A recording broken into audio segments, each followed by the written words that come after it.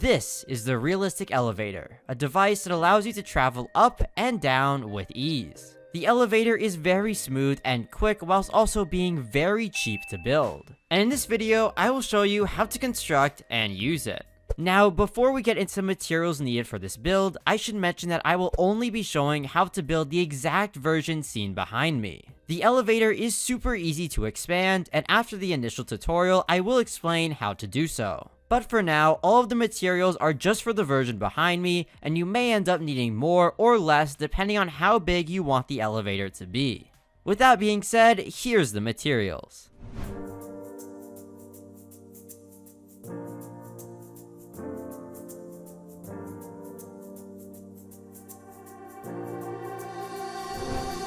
To start the build, I recommend having 2 or more platforms that you actually want the elevator to connect to. So for here, I just have some pieces of wood. Now you're going to want to start by grabbing a straight conveyor and placing it on the right side of your first platform with the toggle facing away.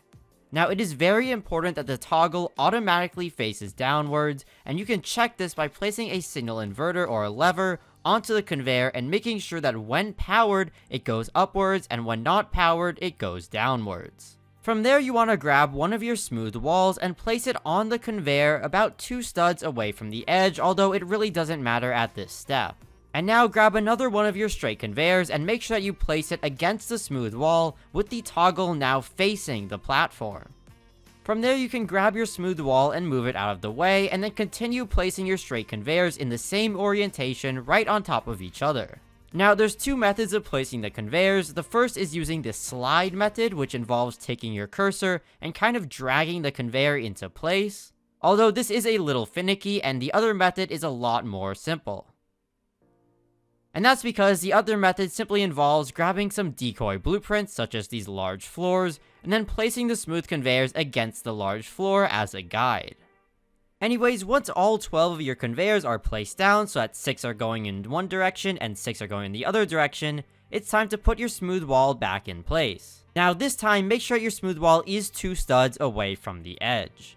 And from here, you can simply stack up all of your smooth walls on top of each other, and then follow that by placing the posts in the 1 stud remaining gap.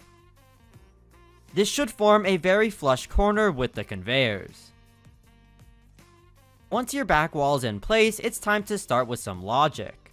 Start by placing your signal sustain right here, or really anywhere next to the elevator so that it is pointing towards the front. From there, grab an AND gate and place it so that it is going directly into the signal sustain. And do the same thing with your signal inverter, except now it is going into the AND gate. From here, it's time to place your buttons, and I recommend placing 1 button at each floor, although you really only need a button at the ground floor, as you can always simply jump down the elevator instead of going back up. Now to start wiring, place 1 wire going from the output of the button into the input of the AND gate.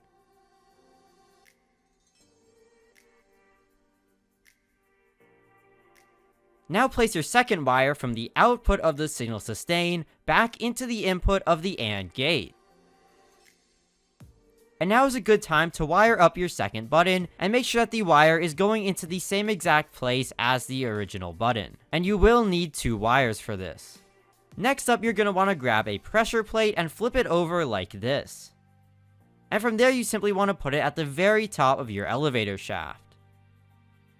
From there, you can grab some wires and wire up the output of the pressure plate into the input of the signal inverter.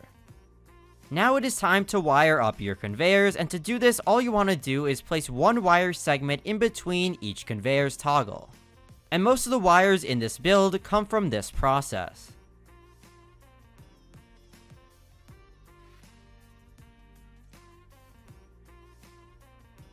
Once both rows of conveyors are wired up, simply connect them with 1 final wire.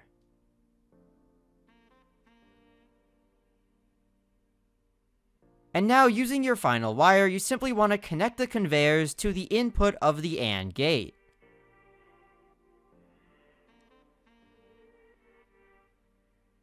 And just like that, your build is pretty much done. Now all that's left is to insert the actual piece of wood into the design that will move you up and down.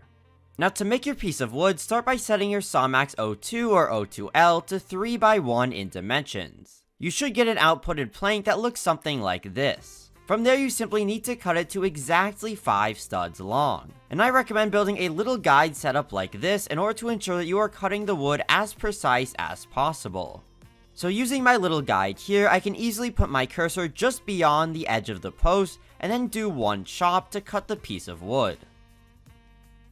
Once you have your piece of wood cut, all you need to do is move one of the conveyors, slide the piece of wood inside, and then press B. And now you should see that the elevator is all working. Now let me go over how you can expand the elevator. For every 4 studs that you expand it by, you are going to need another 2 straight conveyors and another 2 wires. To start, you want to get rid of the pressure plate and then place your straight conveyors on top of the other stacks. And then you're just going to want to wire up these 2 conveyors. Now using some blueprints, you just want to continue the wall straight up. And then from there, you can simply place down the pressure plate and rewire it up to the bottom. And just like that, you have expanded your elevator. And what makes this design so cool is that you don't actually need to change any of the logic down below, and it will still work just fine.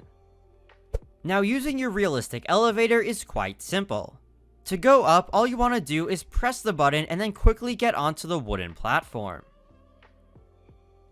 And from there you can simply get off at your stop once the platform raises to its height. From there are 2 ways you can actually go down using the elevator, the first of which is obviously just jumping to the bottom. However, if you are super fancy and want to be lifted down to the bottom, all you need to do is press the button to go up, and then wait for the elevator to go all the way to the top, and then go back down. And from there you can simply step onto it and get carried down slowly. If you do have more than 2 floors in your elevator, you can use the button to go up from each floor just by pressing the button and waiting for the elevator to rise, or by jumping all the way down and then pressing the button from there.